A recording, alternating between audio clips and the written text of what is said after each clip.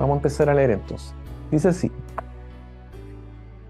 bienaventurados los pobres en espíritu, porque de ellos es el reino de los cielos. Bienaventurados los que lloran, porque ellos recibirán consolación. Bienaventurados los mansos, porque ellos recibirán la tierra por heredad.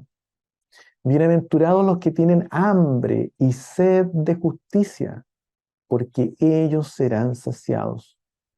Bienaventurados los misericordiosos, porque ellos alcanzarán misericordia. Bienaventurados los de limpio corazón, porque ellos verán a Dios. Bienaventurados los pacificadores, porque ellos serán llamados hijos de Dios. Bienaventurados los que padecen persecución por causa de la justicia, porque de ellos es el reino de los cielos. ¿Ya? Y aquí es importante que nosotros veamos dos cosas. O sea, podemos ver un montón de cosas. Esto es súper rico, ¿eh? Esto que está aquí es pero riquísimo. De hecho, a mí me correspondió predicar, hacer predicaciones hace como varios años atrás, como 10 años atrás, y nos echamos como eh, un par de meses hablando solamente de estos versículos que están acá, porque son súper lindos, muy lindos, ¿ya? Pero aquí lo interesante es esto. Vamos a mirar esta cosa aquí. Fíjense que el versículo 3 dice: bienaventurados los pobres en espíritu, porque de ellos es el reino de los cielos, ¿ya? Entonces vamos a subrayar esto: porque de ellos es el reino de los cielos, ¿ya? Esa expresión, porque de ellos es el reino de los cielos, recuerden que está hablando del reino de los cielos, lo mismo que decía en el capítulo 4, versículo 17. Pero fíjense que, ¿dónde vuelve a repetir porque de ellos es el reino de los cielos? Lo vuelve a repetir en el versículo 10, ¿ya? Al final, porque de ellos es el reino de los cielos, ¿ya? Entonces, esto que está aquí, mis hermanos, no es que Mateo lo haya escrito así porque se le ocurrió, o sea, él está inspirado por el Señor, pero aquí hay estructura, aquí hay tiempo, aquí hay composición del escritor. No es, no es que la inspiración llegó así y él empezó a escribir ta, ta, ta, ta, ta, ta, así como un robot, ¿no es cierto?, escribiendo. No, la inspiración llegaba, pero Dios también permitía que los hombres con esa inspiración estructuraran, ¿ya? Y compusieran también, ¿ya? Y eso es lo que ocurre acá, ¿ya? Entonces, a esto que está aquí se le llama, tiene un nombre especial en literatura, ¿ya? Esto que está haciendo aquí Mateo, ¿ya? Esto que está aquí se le llama inclusio, ¿ok? Esa es la palabra técnica que se usa, inclusio, o también, para hacerlo más fácil de entender, un sándwich. O sea, hay una tapa, o sea, hay dos tapas y entre medio hay algo rico, ¿ya? Que nos está mostrando la palabra del Señor, ¿ya? Eh, en literatura eso se le llama inclusio, pero es como un sándwich, ¿ya? Entonces, parte porque de ellos es el reino de los cielos y termina porque de ellos es el reino de los cielos, ¿ya? Y empieza a generar una, una serie de cosas ahí que son bien bonitas. Ahora, otra cosa que es importante, miren aquí, ¿ya? Vamos a meternos en esta palabrita que está aquí, ¿ya? Que es súper interesante, esta palabra que está aquí. Bienaventurados, ¿ya? Esta palabra, de verdad que en el español no nos entrega mucho significado, bueno, no sé, pero yo creo que debiera ser otra la traducción. Me gusta la palabra bienaventurado, pero debiera ser distinta la palabra, porque verdaderamente lo que él está entregando es un mensaje, pero súper importante aquí, ¿ya? Con esta palabrita. Por eso que me interesa que la miremos. La palabra bienaventurado, vamos a mirar esta palabrita aquí. La palabra bienaventurados, bienaventurados, es la palabra, en el griego esta palabra es macario i o macario i, ¿ya? Bueno, no, en realidad no tiene puntito la iota, ¿ya? Pero esto que está aquí ¿cuánto se llama? Un diptongo que se pronuncia i también, así que se pronuncia macarí, ¿ya? Macarí. Y esta palabra significa bienaventurados, pero también, o sea, se traduce como bienaventurados, pero en realidad también se puede traducir como felices, felices, ¿ya? Felices, está diciendo él. Felices los pobres en espíritu, porque de ellos es el reino de los cielos, ¿ya? Pero no solamente eso. La razón por la cual Mateo habla sobre este tema es porque eh, esta idea de ser feliz, ¿ya? Es una idea que también, de la cual igual se habla mucho en el Antiguo Testamento, ¿ya? Por ejemplo, si ustedes van, y vamos a ir aquí, yo les voy a invitar a que vayamos eh, a Salmo 1, versículo 1. Entonces, Salmo 1, versículo 1, miren lo que dice ahí. Porque en ese salmo, si ustedes lo leen, van a encontrar el verdadero significado de lo que es la palabra bienaventurados o macarí, ¿ya? Miren lo que dice el Salmo 1, versículo 1, dice, bienaventurado el varón que no anduvo en consejo de malos, ¿ya? O sea, parte con la palabra bienaventurados, bienaventurados, parte con esa palabra. Pero en el hebreo, esta palabra es ashre, así es como se pronuncia, se escribe así, ashre, ¿ya? Y esta palabra, que también se puede traducir como, o se traduce en nuestras Biblias como bienaventurado, también se puede traducir como felices, ¿ya? O feliz, y también se puede traducir como floreciente. O sea, una persona que lleva una vida floreciente. Y por eso que el Salmo 1:1, o sea, el Salmo 1 habla de cómo es la vida del hombre floreciente, ¿ya? Porque los salmos son, para quienes los leen, una fuente de cómo aprender a llevar una vida floreciente, una vida que florece, una vida que siempre está fresca, verde, cuya hoja no se seca, ¿ya? Y eso es lo que describe justamente la imagen que describe el Salmo 1, ¿ya? Entonces, esa es la idea que Mateo está entregando, o sea, perdón, que Jesucristo está entregando acá y que Mateo escribe, ¿ya? Y que la escribe de manera tan bonita, tan preciosa, ¿ya? Pero esa es la conexión entre esta palabra, HG, y Macarí, ¿ya? Ambas significan lo mismo, bienaventurado. Entonces, lo que está haciendo Mateo es recogiendo esa idea, o sea, o el Señor Jesucristo está recogiendo esa idea. Bienaventurados, florecientes, ¿ya?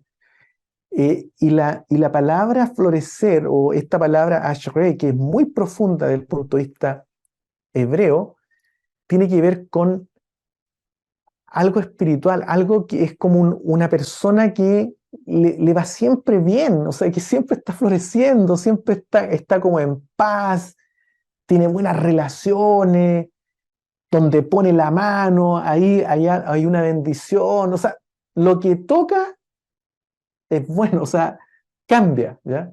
Esa es la idea de una persona bienaventurada, ¿ya? Entonces, incluso la palabra feliz, en la manera como nosotros la usamos hoy día, esa palabra, incluso esa palabra tampoco captura el sentido que tiene Ashre o Macari, ¿ya? No logra capturar la profundidad que tiene esa palabra en el español, ¿ya? Eh, pero esa es más o menos la idea. Por eso que me gusta, para explicar esta palabra, siempre me ha gustado el Salmo 1 y se lo recomiendo, por favor, léanlo, porque les va a explicar la idea de lo que es Ashre o bienaventurado. Bueno, esa es la imagen que está trayendo Mateo al escribir esto, pero que es la predicación del Señor Jesucristo, ¿ya? Ahora, otra cosa interesante que nos menciona que hay que poner cuidado. El Señor empieza enseñando acerca del reino de los cielos y parte indicando cómo el hombre puede ser o entrar en un estado de felicidad, de florecimiento, de paz, ¿ya? De, qué sé yo, no sé, que todo le va bien, ¿ya? ¿Cómo? ¿Ya? Pero ¿por qué parte con eso? ¿Por qué parte con eso? Porque nosotros, los seres humanos, siempre andamos detrás de la felicidad, ¿ya? Siempre andamos detrás de eso. Eso es lo que nos mueve. Ese es el motor de búsqueda. Y todo nuestro objetivo en la vida es eso. Detrás de eso andamos nosotros buscando. Esa es la sed que tenemos, todos los seres humanos. Pero ahora él empieza a enseñar las características que tiene una persona que está dentro del reino, ¿no es cierto?, de los cielos. ¿Cuáles son las características que lo identifican y que producto de esas características que tiene, lo hacen una persona bienaventurada, ¿ya? Feliz, ¿ya? Floreciente, ¿ya?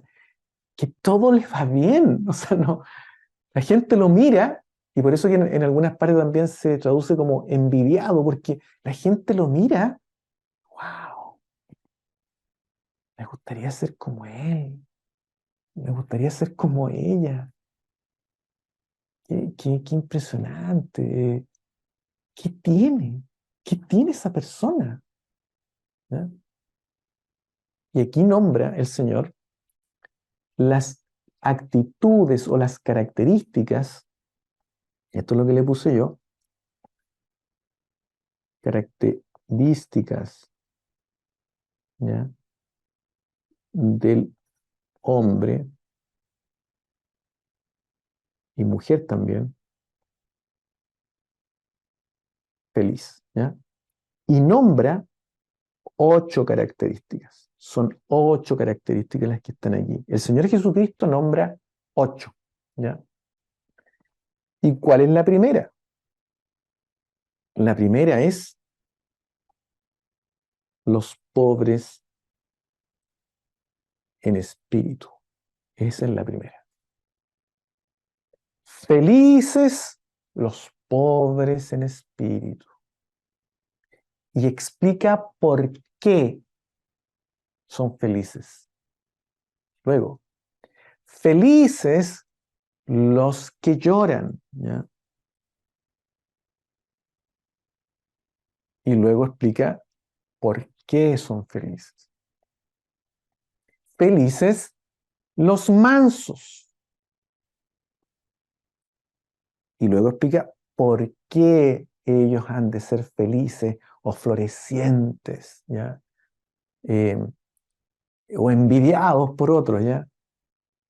Felices, mira aquí, los que tienen hambre y sed de justicia, ¿ya? Y explica por qué han de ser felices. Felices los misericordiosos, porque ellos alcanzarán misericordia. Explica el por qué. Florecientes o felices los de limpio corazón. Y explica por qué. Felices o florecientes los pacificadores. Y explica el por qué. Y luego, felices los que padecen persecución por causa de la justicia. Y explica el por qué. ¿Se dan cuenta? Esas son las 8 características que deben identificar a un hombre feliz, a un hombre floreciente, ¿ya? Y un hombre feliz, un hombre floreciente es aquel que pertenece al reino de los cielos, ¿ya? De esa manera se caracteriza a alguien que pertenece al reino de los cielos. Entonces, cuando el Señor dice, arrepentíos porque el reino de los cielos se ha acercado, cuando uno está bajo el gobierno de ese reino, estas son las 8 características que debieran ser identificables, ¿ya? Pobre en espíritu, los que lloran, ¿no es cierto? Manso, hambre y sed de justicia, misericordioso, limpio de corazón, pacificador y padece persecución por causa de la justicia. ¿Se da cuenta qué bonita el mensaje que entrega aquí el Señor? Entonces, esto es súper importante, mi hermano. Por eso que les digo que el Sermón del Monte contiene todo el mensaje del reino condensadito, concentradito. O sea, si usted quiere directamente irse a un resumen dentro de la Escritura, dentro de los 66 libros de la Biblia, quiero irme al resumen, ¿dónde está condensado, concentrado el mensaje bíblico? Aquí, Mateo 5, 6 y 7. 3 capítulos. Todo el resto, mi hermano, es explicación y expansión de esta verdad. Todo, mi hermano. Todo lo demás. Pablo explica esto. Lucas, cuando escribe, ¿no es cierto?, también habla por aquí, por allá de lo mismo. Pedro también, ¿ya? Incluso en el Antiguo Testamento hay pasajes que hablan de lo mismo, pero lo explican con otras palabras. Pero aquí el Señor está resumiendo las características que tiene que tener o que debe tener una persona que pertenece al reino de los cielos. Es como que si el Señor le esté mostrando a ellos, este es un hombre feliz, ¿ya? Este es un hombre floreciente, este es un hombre bienaventurado, ¿ya? Y le empieza a decir, tiene esta característica, tiene esta otra característica, tiene esta característica que está acá, tiene esto que está aquí. Él se lo está mostrando, él está mostrando a ese hombre, ¿ya?, floreciente, feliz. ¿Y por qué? Porque todos buscamos eso, todos. Y si alguien dice, no, yo no busco la felicidad, a mí no me interesa ser feliz, es porque no se conoce, ¿ya? Porque no se mira hacia adentro. El Señor no está haciendo o no le está pidiendo a Dios que le haga ese examen, porque uno debe pedirle a Dios que lo examine. Y cuando el Señor empieza a examinarlo a uno, le empieza a mostrar muchas cosas que están escondidas en el corazón.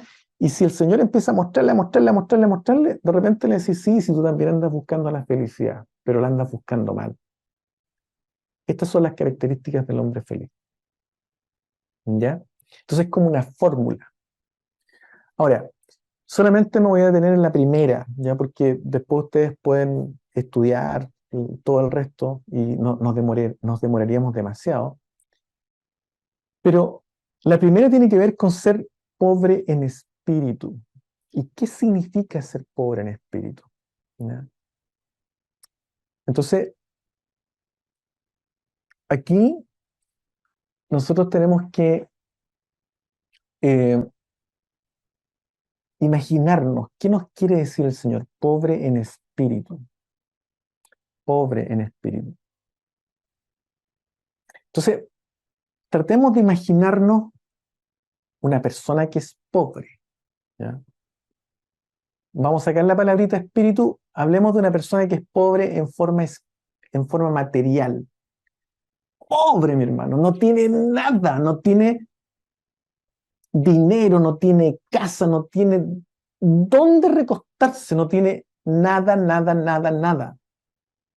Yo me recuerdo haber visto personas pobres cuando yo era chico, cuando era niño, porque antes, bueno, yo me crié en Concepción, hacia el sector del río Biobío, ya, en la población Pedro del Río Sañartu, y en esa época había mucha gente que se allegaba a ese sector de la costanera, cerca del río, y era pobre, mi hermano, pero pobre, pobre, pobre. Y nosotros no éramos ricos tampoco, también éramos pobres, pero ellos eran más pobres que nosotros. Y yo siempre me recuerdo que había una niña como de mi edad que vivía para ese lado de la costanera y todos los días, mi hermano, todos los días, ¿ya? Todos los días, más o menos a esa hora como a las 5 de la tarde, golpeaba la puerta de mi casa.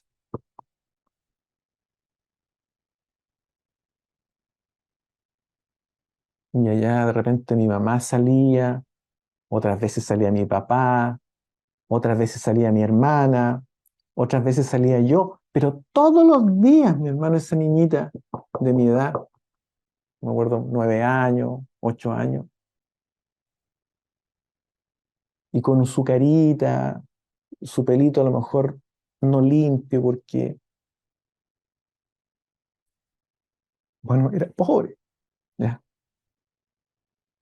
Con su ropita a lo mejor rota, y golpeaba la puerta y nos miraba, porque muchas veces a mí me tocó atenderla y me imagino llena de vergüenza, mi hermano, llena de vergüenza, porque me pongo en su lugar. Nos decía, no tiene un pedacito de pan. Y sí, espera aquí un poquito. Y allá iba yo para adentro, de repente mi mamá, y tomábamos pancito y se lo llevábamos. Aquí tiene. Muchas gracias. Con su carita y se iba. Al otro día lo mismo, mi hermano. Lo mismo. Todos los días. Todos los días. Vencía el orgullo, vencía la vergüenza, vencía el miedo. No tiene un pedacito de pan. Bueno, ese es el cuadro de una persona que es pobre materialmente. Ahora traslademos ese cuadro a la parte espiritual. ¿Qué significa ser pobre en espíritu? Ser pobre en espíritu significa que todos los días, voy y golpeo la puerta del Señor y le digo, Padre, no tiene un pedacito de pan. Eso es ser pobre en espíritu, mi hermano. Pero en vez de pedirle pan, le voy a pedir otra cosa. ¿Me puedes dar gracia, Padre? ¿Me puedes dar gracia? Por favor, dame gracia, porque soy pobre y yo sé que voy a pecar, Señor, hoy día si tú no me das gracia. Por favor, mira mi limitación, mira mis malos pensamientos, porque soy un hombre pobre. Entonces el Señor dice, una persona que reconoce esa condición todos los días, es feliz. Es una persona que va a empezar a florecer. todo lo que hace le va a ir bien. Sus hijos van a estar bien, sus hijos van a ser salvados, van a ser perdonados. Todo va a ir bien. Y lo más importante, la gracia del Señor va a estar con él. A eso se refiere ser pobre en espíritu. Miren,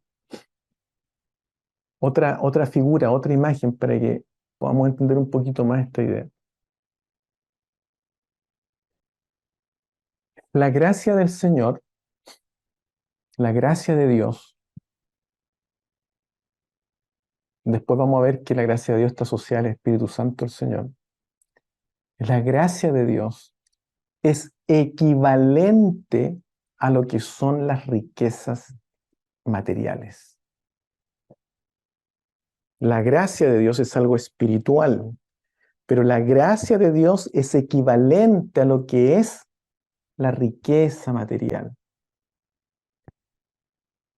Si usted tiene riqueza material y es rico y abundantemente rico, usted no tiene preocupaciones. O al menos tiene cubiertas sus necesidades básicas, ¿no es cierto? De acuerdo a la escala de Maslow, va a cubrir un montón de niveles hacia arriba. Y lo más probable es que en temas de salud, bueno, puede irse a un buen médico, qué sé yo, no tiene problemas de que le falte el dinero, o sea, tiene tranquilidad, ¿ya? Eso es lo que produce la riqueza material. Tiene tranquilidad, se siente en paz frente a problemas económicos como se está proyectando hoy día, que viene una fuerte recesión económica. Bueno, como tengo harta riqueza, sé que voy a pasar, o sea, no me hago mucho problema, ¿ya? Lo mismo ocurre con la gracia del Señor. Una persona que tiene harta gracia del Señor, porque todos los días va a pedirle gracia a su Padre. Por favor, dame gracia, porque sin la gracia no puedo vivir, por favor, Señor. Todos los días. Lo primero que hace al despertar, ni siquiera se levanta de la cama, pero lo primero que hace es, Señor, hoy día dame gracia. Dame gracia, Señor, porque yo no quiero pecar hoy día, no quiero fallarte, no quiero ofenderte, Señor, dame gracia. Esa persona llena de gracia, mi hermano, no va a tener sobresaltos espirituales, va a vivir en paz, se van a cumplir en él el fruto del Espíritu, mi hermano. Va a ser una persona floreciente, feliz, con shalom, como dicen en el hebreo, en el Antiguo Testamento, shalom, una persona que está reconciliada con Dios, en paz con Él, con el Creador, mi hermano. Mire la felicidad, lo floreciente que es esa persona. Por eso que parte el Señor con esto. Esto es lo primero, es la primera característica que debe tener una persona. Y esto tiene que ver, mis hermanos, con la humildad. En eso consiste la humildad. Una persona que reconoce sus limitaciones, ¿ya? Y que como las reconoce todos los días, le dice al Señor que necesita de Él. No hay un día que no lo reconozca. Dice, esta persona es floreciente porque realmente pertenece al reino de los cielos. De ellos es el reino de los cielos. Es tuyo. Si tú estás lleno de la gracia del Señor, es tuyo el reino de los cielos. Es tuyo. Eres participante de ese reino. Eres súbdito de Dios, súbdito del reino del Señor. Y en la tierra, mientras tanto, somos embajadores de ese reino. Entonces, qué bonito es lo que nos enseña el Señor en el versículo 3, ¿ya? Entonces, yo les recomiendo a mis hermanos que vean todo esto, a lo mejor como una tarea, pero no es que la vayamos a controlar, pero lean esta porción y ustedes escarben lo que tiene aquí el Señor, mi hermano. Un mensaje lindo. Y vean ustedes, ¿soy pobre en espíritu? ¿Soy de aquellos que lloran por el pecado que está en la humanidad? ¿O soy insensible? Me da lo mismo. No solamente lloro por el pecado que está en mí, sino que también por los de los otros, los de los demás. Y me pongo a las plantas del Señor a llorar, a gemir. O simplemente soy insensible. Total, yo estoy bien, yo ya estoy salvado. Los otros que se pierden, ¿qué me importa? Hermano, entonces me falta. Los mansos. ¿Soy una persona mansa? ¿Soy una persona que tiene hambre y sed de justicia? Es decir, deseo que se cumpla la voluntad del Señor aquí en la tierra. ¿O me da lo mismo? Total, es problema de ellos.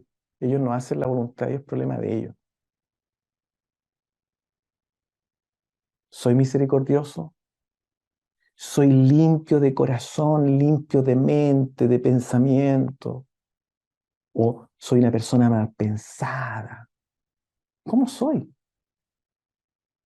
¿Soy una persona pacificadora o me gusta llevar cosas por detrás para que, logrando o tratando de lograr mis propios intereses? ¿Soy capaz de padecer persecución por causa de la justicia? Y eso está vinculado al versículo 6. Tengo tanta hambre, tanta sed de que se haga la voluntad del Señor en todo lugar donde yo estoy, que soy capaz de padecer persecución por esa causa. Esto está malo. Mira, si sigues insistiendo, te vamos a echar de este trabajo, no importa. Pero está mal igual. Igual está mal. Esto no debería hacerse.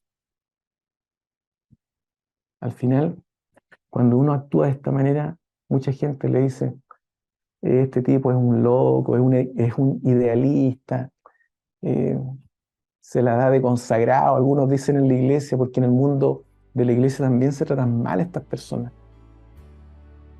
Pero este es un verdadero habitante del reino del Señor, del reino de los cielos. Entonces, esto es lo que nos entrega el Señor.